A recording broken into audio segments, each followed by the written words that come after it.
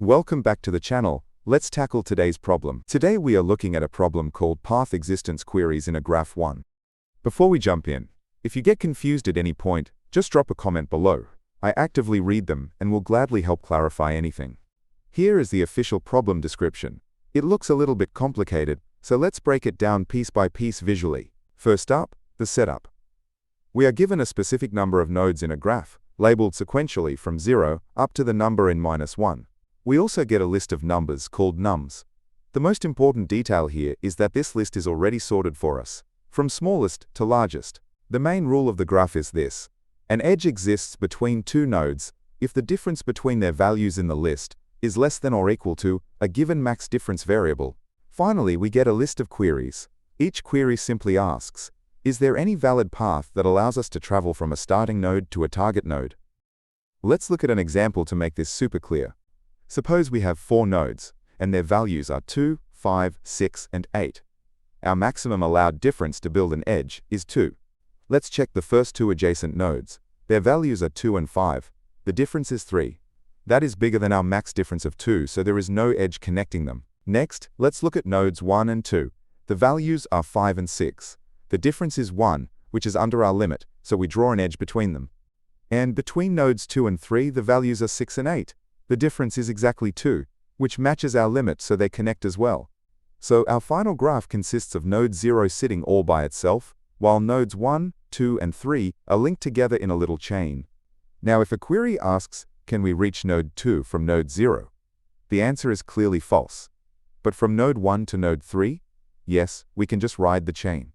This example actually reveals the secret to solving the problem efficiently, because our list of values is already sorted. We only ever need to check neighboring numbers in the list to build our connections. We don't have to compare every node to every other node. Think about why. If a small node A connects to a large node C, then any node B trapped between them in the sorted list must also connect to them, because the differences can only shrink. This means our graph will always just be a series of separate, continuous groups. In computer science, we call these connected components. So our strategy is very simple. We will walk through the list exactly one time and assign a group ID to every single node.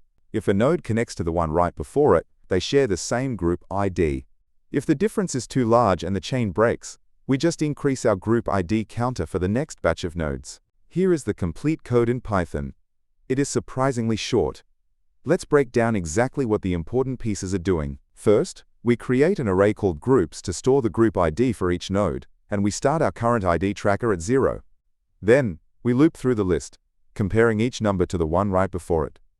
If the gap between them is greater than our max difference, the chain is broken, so we increase our group ID counter. Either way, we assign the active group ID to the current node. Finally, for every single query, we just check if the starting node and the ending node have the exact same group ID. If they do, a path exists, and we add true to our answers.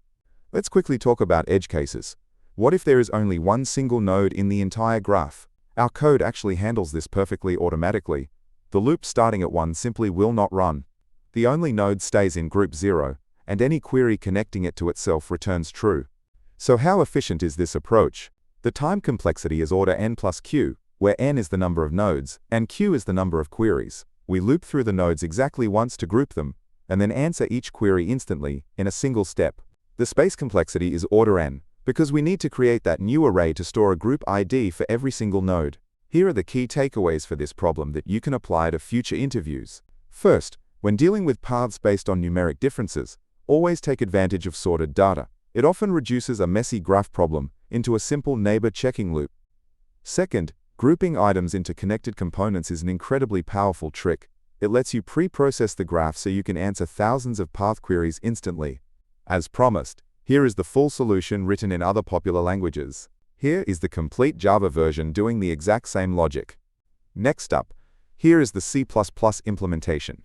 And finally, here is the clean, functional approach in JavaScript. Before you go, I want to mention a couple of quick things about the channel.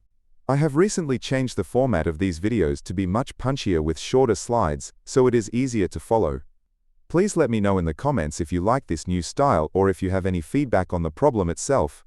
Also, you can probably tell this is narrated by AI. I actually built this system for myself to generate instant, clear explanations the moment a daily problem drops.